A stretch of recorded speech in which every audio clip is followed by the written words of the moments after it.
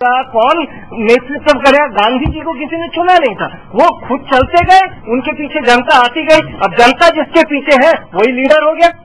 तो हमारे सामने एक लीडर है जो भ्रष्टाचार के अगेंस्ट में बातें कर रहे हैं और बहुत अच्छी बातें हैं।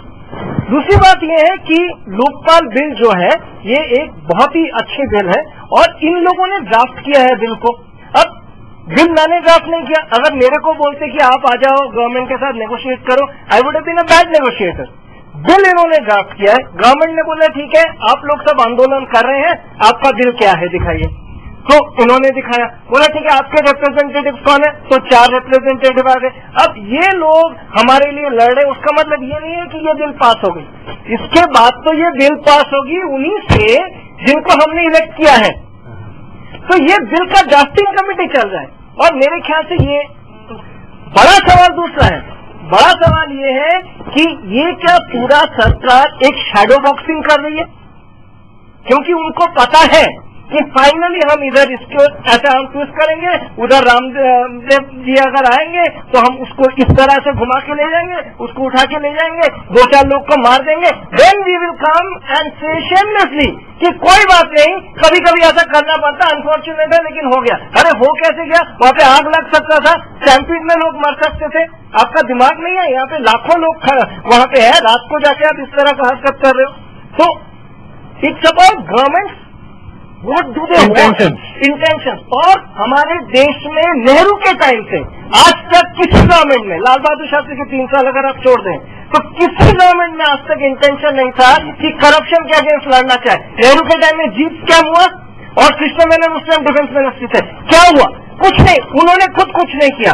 और जब 2001 में बोला गया, सुप्रीम कोर्ट ने बोला criminal should not be a part of, 2002 में 2 सिटिंग के अंदर सारे पॉलिटिकल पार्टी एक साथ आके, इंक्लूडिंग सीपीएम एंड सीपीआई, सारे पॉलिटिकल पार्टी एक साथ आके उन्होंने एक बिल बना दिया कि नहीं भाई criminal can fight the election. तो किस गवर्नमेंट, और गवर्नमेंट करेगा क्यों? ये बाबा रामदेव के पीछे गवर्नमेंट क्यों पड़ी है? क्योंकि बाबा रामदेव कह रहे हैं कि 450 बिलियन डॉलर इंडिया का स्विस बैंक में है, जो दुनिया में सबसे ज्यादा है। जो दूसरे देश है वो है 400 बिलियन में, हमारे पास 1000 बिलियन डॉलर ज्यादा है। रशिया जिसको माफिया कंट्री कहा जाता है उनका है 400 बिलियन डॉलर। चाइना का है 100 बिलियन, चौथे नंबर पे है। हमारे 1400 बिलियन डॉलर वहां पे छुपा हुआ है। रामदेव चाहते ही है, और ये पैसा किसका है? वो क्यों लाएंगे? 5 बिजनेसमैन का नाम दे दिया कि ये लिस्टेनशाइन लिस्ट है, इसमें 5। अरे ये बिजनेसमैन का पैसा थोड़ी ना है, ये तो पॉलिटिशियन का पैसा है। वो क्यों लाएंगे ये पैसा देश के अंदर? प्रॉब्लम तो वहीं पे है, पैसा तो सब पॉलिटिशियन का है। और ये जो ये पूरा ड्रामा चल रहा है ना, मेरे ये राजा करप्ट है और ये मेरा ये करप्ट है और वो करप्ट है, लेकिन मैं साफ हूँ, इसके बहुत खिलाफ और भी ऊंचा आवाज उठना चाहिए। मैं साफ हो नहीं सकता हूँ, मेरे नीचे अगर सबसे सब करप्ट है तो मैं सबसे बड़ा करप्ट आदमी हूँ। बिल्कुल जी। अरिंदम जैसे मेरा सवाल है, मेरा नाम जयराम है, जामिया में पढ़ता हूँ।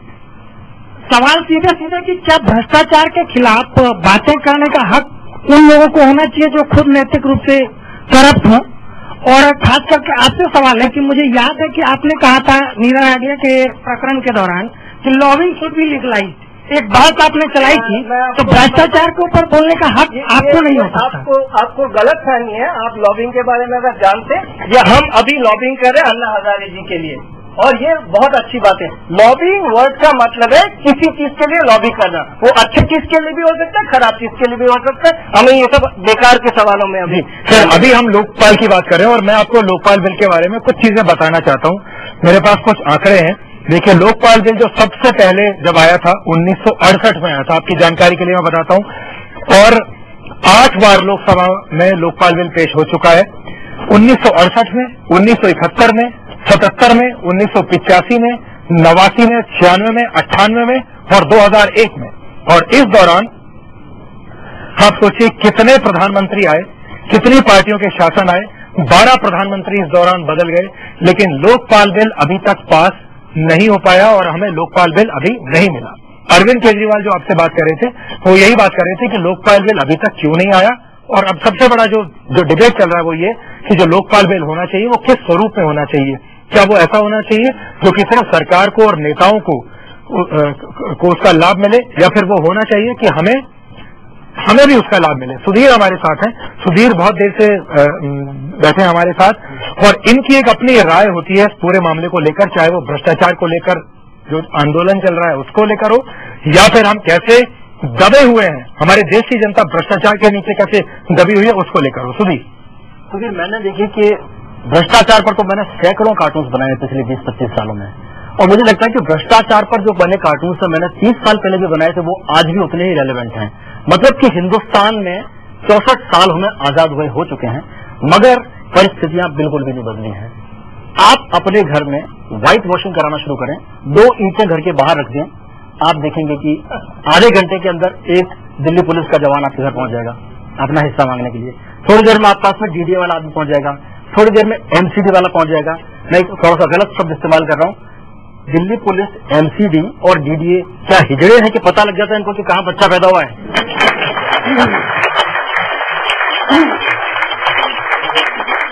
देखिए, देश में जो भी व्यक्ति भ्रष्टाचार के खिलाफ अपनी आवाज उठाएगा सबसे पहले उसको डिस्क्रेडिट किया जाएगा।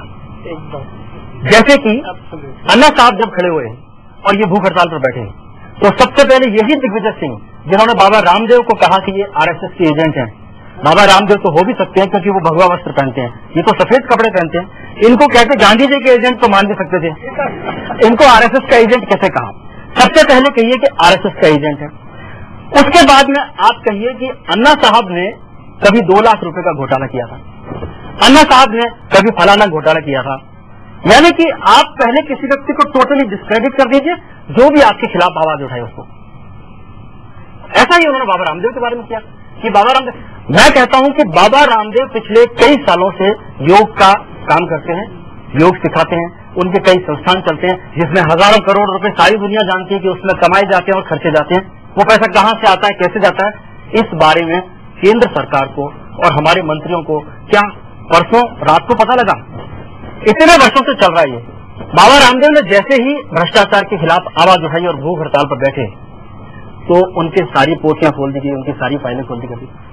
ये कैसा लोकतंत्र है?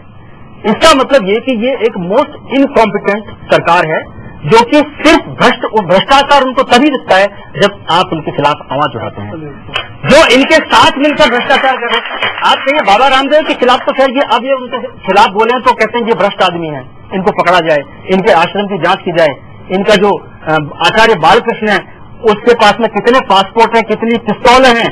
आचार्य बालकृष्ण कोई लश्कर तोयबा का आदमी है।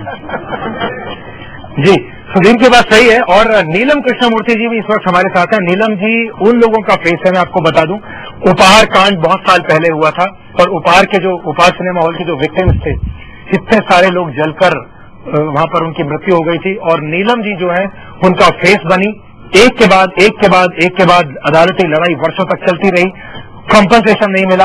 और नीलम कृष्णमूर्ति जानती हैं कि जब सरकार के खिलाफ लड़ना होता है, जब लीगल सिस्टम के खिलाफ लड़ना होता है, जब सिस्टम के खिलाफ लड़ना होता है तो कितनी दिक्कत आती है। सुधीर ने जो बात कही वो यही है, चाहे वो मुद्दा भ्रष्टाचार का हो या वो न्याय का हो। अगर बड़ा मुद्दा आप देखें तो वो ये है कि हम सबको न्याय चाहिए, हम सबको हमारे हिस्से का जीवन चाहिए, हम सबको हमारे हिस्से का जो कुछ हम हकदार हैं जिस चीज के, हमको वो चाहिए और हमें हमारा हक नहीं मिल रहा है, और भ्रष्टाचार उसकी बड़ी वजह हो सकती है।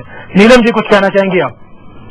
जी, तो बहुत दिनों से इनके लोकपाल बिल के बारे में सब सुन रही हूँ, हर तरह के करप्शन के बारे में सुन रही हूँ, बट व्हाट आई रियलाइज कि they only talk about corruption about money. Corruption सिर्फ एक ही टाइप की नहीं होती है, you can be corrupt even from mind.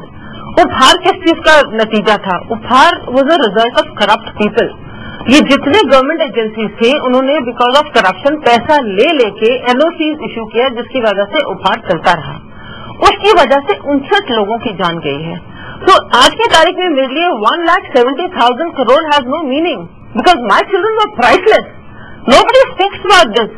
मैं पिछले 14 साल से ये अकेले लड़ाई लड़ रही हूँ। मेरे सिर्फ एक जो मेरे एसोसिएशन के मेंबर्स हैं 28, वो लोग साथ में चल रहे हैं।